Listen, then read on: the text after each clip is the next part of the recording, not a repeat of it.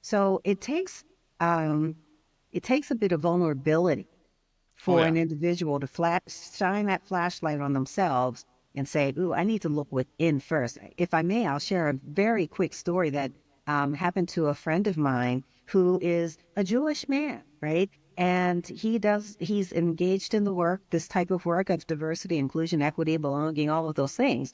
And he shares a story of him driving in DC. And if you know DC, you know, there's by the White House, you know, it's pretty considered safe. And then you go a Sure. couple of streets over, it's a little different, right? Long story short, he was driving in his new vehicle with the top down, Mm-hmm. and he was at a stop sign, and a group of African American young males began to walk across the street. And what did he do?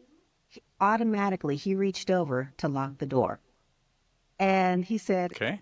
well, wait a minute. I'm in a, and at that moment, he saw one of the guys turn and look at him, and he said he felt like such a fool because his top was down. So if they really wanted to get him, they could have Sure. Yeah. could have gotten him. And the fact that he does this work, but something within him caused that bias to surface. Mm-hmm. Whereas he said, ooh, in this moment, I'm unsafe.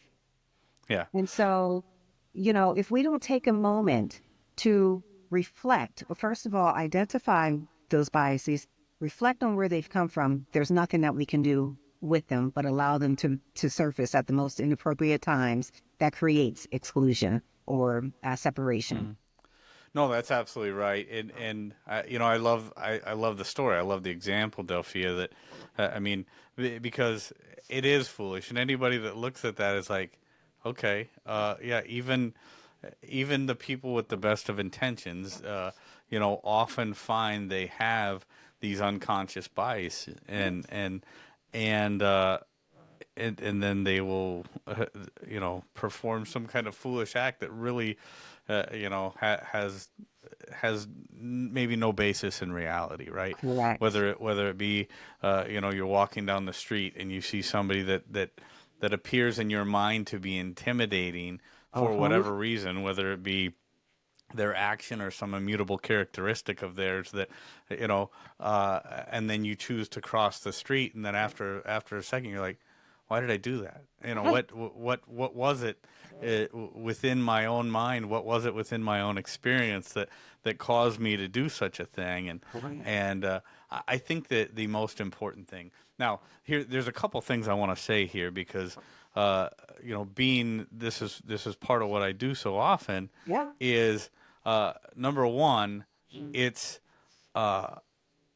it is foolish in a lot of cases to do these things. Yeah. Um, but not all acts of, not all acts of, I guess, self-preservation in situations like this are stupid, right? Correct. But what it is you need to look at yourself and try to examine, what were my actions for? Right. Because the act in itself of locking my door, Yeah. to try and, now the act of locking my door when the top on my convertible is down is pretty darn silly, right? We can all admit that. But, Correct. you know, was there something more there Correct. that was going on? And then the second part to what I want to say, and I'll kind of get your opinion on this Mhm. is it's not always because, and there are a lot of critics that will automatically jump to saying, oh well, this is an act of racism, or this is Yeah. an act of whatever, and then they will demonize or castigate that person for doing such a thing. Correct. Yeah. I think I think it's a double-edged sword, right? Yes. Because we have to allow people, just because of their human nature, to do the things that they are going to do out of natural self-preservation. Correct. But then they also, I think the second part of that needs to be the important part of the self-reflection. Why did I do this? Was Yes. it because of, was there something that was happening in the action Mhm. of this group of people that made me fearful? Correct. Right?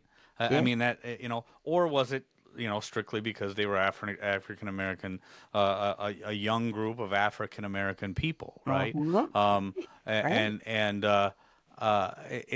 It's like, okay, well, that is only for the person in that situation to decide. Because Yes. when we start to ascribe motives to people who we know nothing about, and then you know, it becomes a, you know, it just becomes a battle that is completely unnecessary. We have to Unnecessary. give people the latitude to be people. Yeah.